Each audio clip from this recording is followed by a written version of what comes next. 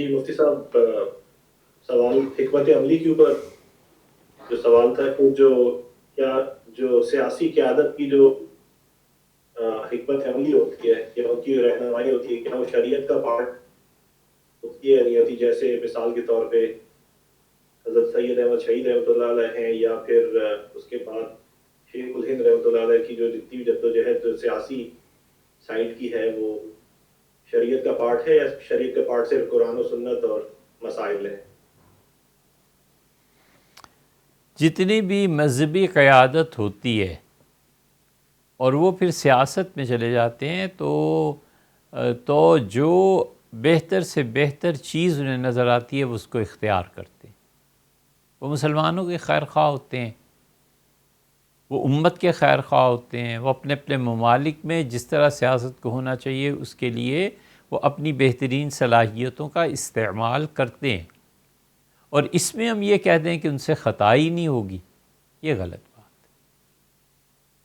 یہ عقیدہ سرے سے ہمارا ہے ہی نہیں۔ ہم حضور اقدس صلی اللہ علیہ وسلم کو اللہ کا آخری نبی، آخری رسول اور آخری معصوم مانتے ہیں، بس۔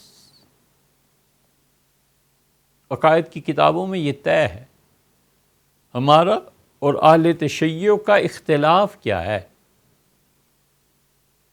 مسئلہ امامت پہ ہم دونوں متفق ہیں۔ ہم کہتے ہیں ہر زمانے میں امام المسلمین ہونا چاہیے۔ اہل تشیع بھی یہی کہتے ہیں کہ ہر زمانے میں امام المسلمین ہونا چاہیے، لیکن نزد حسن عسکری رحمۃ اللہ علیہ امام غائب وہ تشریف لے گئے، اس کے بعد اب جتنے بھی آئیں گے سب نائب ہیں، حتیٰ کہ حضرت مہدی علیہ الصلوۃ والتسلیم خود تشریف لے آئیں۔ نفس امامت پہ ہم سب متفق ہیں۔ آگے اختلافات کیا ہیں؟ آگے اختلاف یہ ہے کہ وہ کہتے ہیں ائمہ معصوم ہوتے ہیں، ان پہ وحی بھی آتی ہے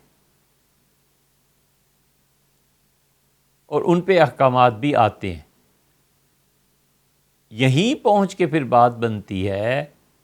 کہ ہمارے نزدیک ائمہ معصوم نہیں ہوتے اور ان پہ وحی نہیں آتی۔ یا تو ہم یہ کہیں کہ اس قسم کی جو روایات پائی جاتی ہیں وہ ضعیف ہیں، ضعیف روایتیں وہاں بھی ہیں تو یہاں بھی ہیں،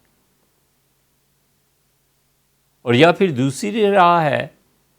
کہ حضرت صاحب رسالت صلی اللہ علیہ وسلم کے بعد اگر کوئی آدمی کسی کو بھی یہ سمجھتا ہے کہ اس پہ وحی آتی ہے اور وہ شریعت کو منسوخ بھی کر سکتا ہے، یا اس کو غیب کا علم ہے، یا اس سے ہر ہفتے معراج ہوتی ہے وغیرہ وغیرہ، تو یہ سب گمراہی کی باتیں۔ تو اس لیے سیاسی حضرات جو رائے دیتے ہیں وہ کوئی حکم قطعی نہیں بن جاتا۔ امیر المومنین سیدنا عمر رضی اللہ عنہ نے ایک بات پہ ارشاد فرمایا، ان کا آخری خطبہ جو وفات سے پہلے دیا تھا وہ غضب کی چیز ہے، وہ قیامت ڈھا دینے والی چیز ہے، وہ اصول ہے سیاسیات کی۔ کمال کیا، فرمایا میرے دور میں نے شام میں پہلے سے حکمرانی گورنر چلے آتے تھے یزید بن ابو سفیان رضی اللہ عنہ، اور ان کے بعد میں نے یزید کی بجائے ان کے دوسرے بھائی ان کے انتقال پر معاویہ رضی اللہ عنہ کو مقرر کر دیا، اور یہ پورا شام، یہ پورے صوبے میں نے ان کے اختیار میں دے دیے۔ دو بھائیوں نے مسلسل یکے بعد دیگرے جو حکومت کی، یہ میری سیاسی تسامح ہے، یہ تسامح ہے، یہ نہیں ہونا چاہیے تھا۔ اسی قسم کے جملے سیدنا ابوبکر رضی اللہ عنہ کی زندگی میں ملتے ہیں، اور یہی بنیاد ہے اس کی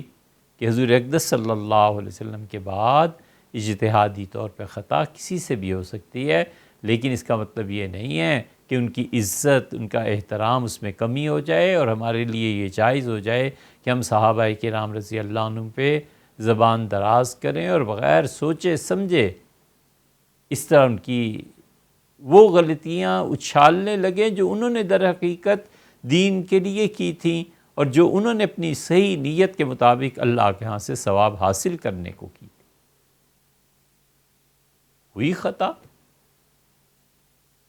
کہ اب دوسری طرف یہ کہنا شروع کر دیں کہ وہ بشر ہی نہیں تھے، ان سے خطا ہو ہی نہیں سکتی تھی۔ تو اس لیے مذہبی قیادتیں فیصلہ کرتی ہیں، وقت ثابت کرتا ہے، حالات ثابت کرتے ہیں کہ یہ فیصلہ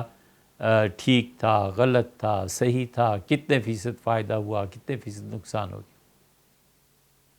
سید محبوب علی صاحب تھے، وہ حضرت سید احمد شہید رحمۃ اللہ علیہ کے ساتھ گئے تھے، آپ نے ان کی مثال دی نا، اور وہ نہیں نبھ سکی بات ان سے، وہ دہلی واپس آ گئے۔ اس سارے مسئلے پہ انہوں نے پھر کتاب لکھی، وہ کتاب کا ایک ہی نسخہ ہے جو دلی ہمدرد والوں کے ہاں ہم نے دیکھا، بہت اصرار کیا کہ اس کی فوٹو کاپی دے دیں، انہوں نے نہیں دی۔ تو جو چند ایک چیزیں تھیں مطالعہ کر لی تھی، تو ان کا حضرت سید احمد شہید رحمۃ اللہ سے اختلاف تھا، لیکن اس کا کیا مطلب ہے کہ ہم اس اختلاف کو کفر اور اسلام تک پہنچا دیں؟ ان پر یہ شرح صدر ہوا، ان پہ یہ شرح صدر ہوا۔ کون نہیں جانتا کہ حضرت مدنی رحمۃ اللہ علیہ میں اور مولانا شبیر احمد صاحب عثمانی، حضرت تھانوی نور اللہ مرکزو کے حلقے میں بعض چیزوں میں چیزیں تھیں، لیکن یہ کفر اسلام تھوڑا ہی ہے،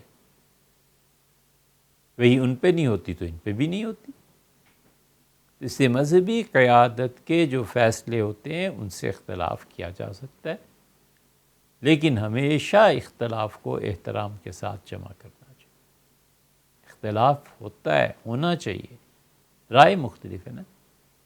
بڑے کے لیے بھی ضروری ہوتا ہے کہ برداشت کرے، کھلا دل رکھے، اپنے چھوٹوں کی سنیں۔ ممکن ہے اللہ نے صحیح بات اس کی زبان سے کہلوا دی ہو،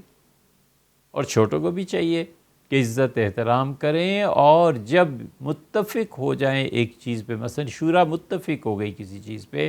تو باہر آ کر ایک لفظ نہیں بولنا چاہیے کہ اندر ہمارے کیا اختلافات تھے۔ یہ غلطیاں کرتے ہیں بچے، اور نتیجہ یہ کہ لوگ پھر ان کے دل پھٹ جاتے ہیں۔ اس سے کوئی حرج نہیں ہے،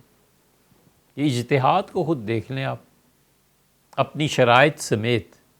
بنیاد اس کی کہاں سے پھوٹی ہے؟ بنیاد اسی اختلاف سے ہی تو آئی ہے، اور اختلاف خدا کی رحمت ہے۔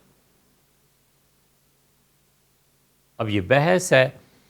کہ اپنے شہر کی زکوٰۃ کہیں اور لگتی ہے کہ نہیں لگتی۔ امام شافعی رحمۃ اللہ علیہ کو اصرار ہے کہ زکوٰۃ صرف اپنے شہر کی اپنے شہر تک رہے، کیونکہ حضور اقدس صلی اللہ علیہ وسلم سے یہ ثابت نہیں ہے کہ آپ نے زکوٰۃ کسی اور شہر میں بھجوائی ہو مدینہ منورہ سے۔ حنفی فقہا اس کے قائل نہیں ہیں، کہتے ہیں زکوٰۃ ہے جدھر مرضی بھجواؤ، اور پھر وہ دلیل لاتے ہیں اس پہ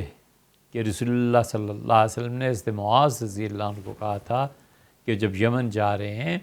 تو ان کو اگر مالی طور پہ سہولتیں میسر آئیں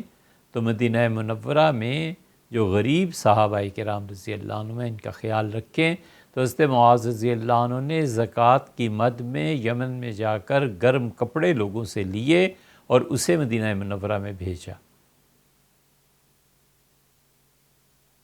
تو اختلاف کی روح ہے، اللہ کا شکر ہے کہ اختلاف رہا ہے دین میں، اور یہ اچھی چیز تھی۔ عمر بن عبدالعزیز رحمۃ اللہ نے کہا